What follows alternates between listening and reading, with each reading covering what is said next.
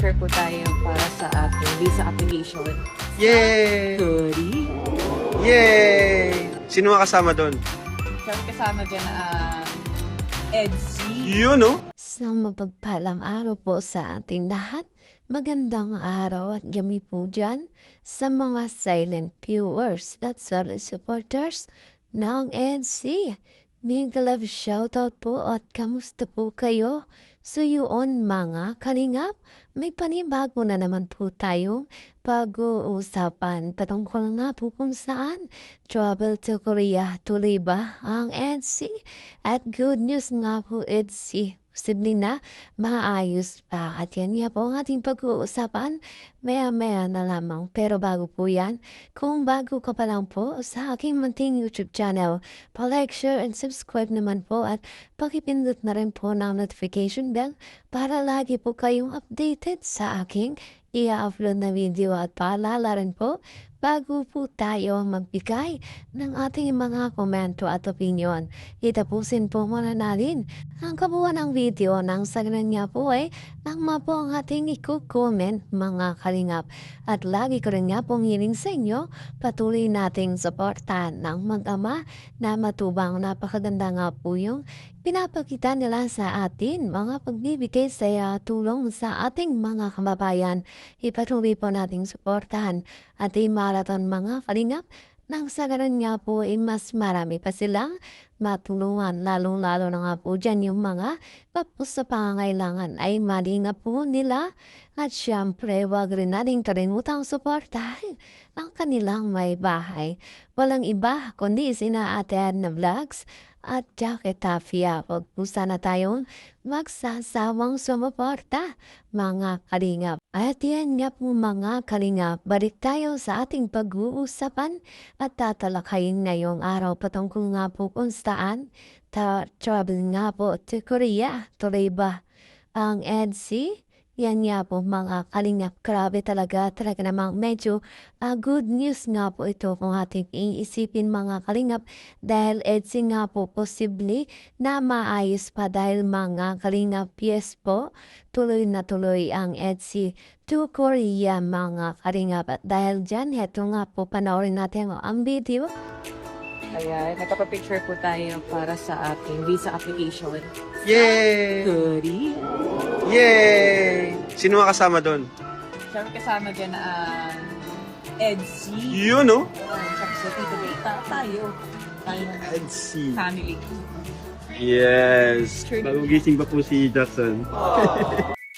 Ayan, grabe nga po nakakatuwa naman mga kalingap dahil sa magulong sitwasyon ng EDC mga kalingap at sinasabing ang love team ng EDC ay wala na nga po. At talaga namang ito nga po mga kalingap, binibigyan ang pag-asa yung mga solid supporters ng EDC natin dyan na kung saan ay talagang nagdadalamhati, umiiyak, nalulungkot sa mga nangyayari dito sa Latin na may EDC mga kalingap dahil nga po sinasabing nagpapaalam na ang EDC natin dahil ito nga po papa-EDC natin.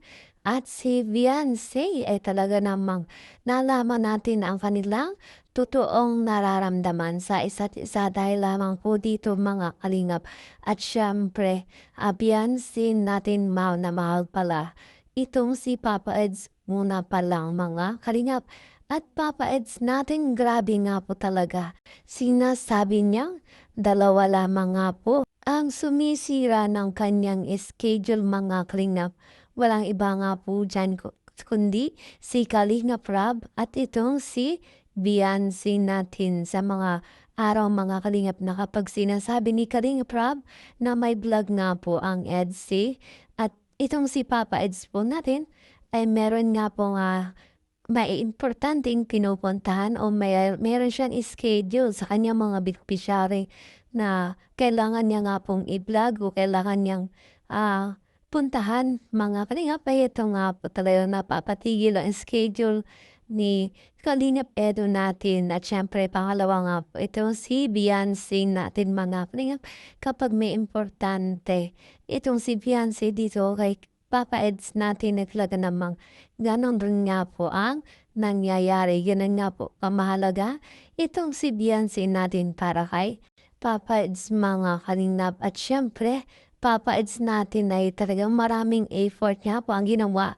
dito kay Beyonce na kung saan talaga nang pinapakita niya mga kalingap na si Beyonce ay mahalaga nga po sa kanyang buhay mga kalingap. Bukod pa nga po dyan sinasabi ni Papa Eds na mahalaga nga po ang kanyang oras kung kaya hindi niya nga po basta binibigay kanino man. At yan nga po ay alam na alam ni Beyonce mga kalingap. Siyempre, Beyonce natin ay talaga namang importante kay Papa Eds.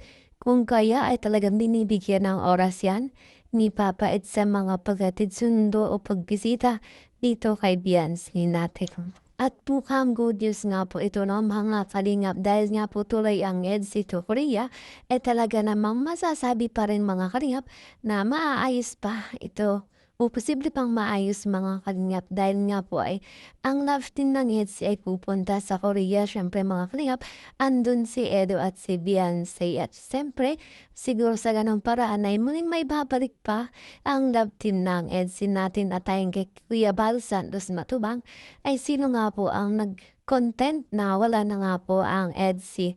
Syempre, meron pang araw po mga kalingap dahil meron pa nga po travel to Korea. Syempre, nakakatuwa nga po yan mga kalingap no? Para nga po sa ating mga solid supporters dyan na talagang patuloy na umaasa pa rin na maaayos pa ang EDSI natin na hiyat po nga po mga kalingap ay may kaunti tayo pag-asa para nga po dyan at syempre lang tayo. Laban lang sa buhay at sa ano. Lagi naman po tayo na always laban lang. Pray lang po natin na maging okay ang lahat. ayan, lagi nga po nating isipin mga kalingap na magiging okay ang lahat dahil Papa Eds natin ay may ito nga po laging may pag-asa sa buhay at hindi nga po nawawala ng pag-asa. Siyempre mga kalingap yan natin ay ito nga po patuloy sa pag-aaral mga kalingap focus nga po sa kanya pag-aaral at syempre alam din naman natin kung ano na ang totoo sa kanilang dalawa mga kalingap. Sa ngayon, antabayanan po natin kung kailan ang pagpunta sa Korea ng love team ng EDSI.